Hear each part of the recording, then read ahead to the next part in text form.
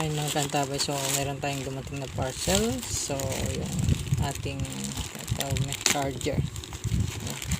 So God bless mga kantabay at marami pong salamat sa pagtutok at pagantabay. Please subscribe, like, and share. Ayun mga kantabay, so unboxing tayo ng ating tawag na charger.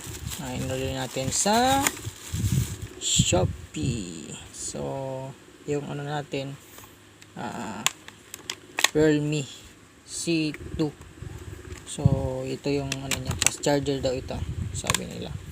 So yung mga kantabay, maraming pong salamat sa pagtutok at panonood at pag-subscribe.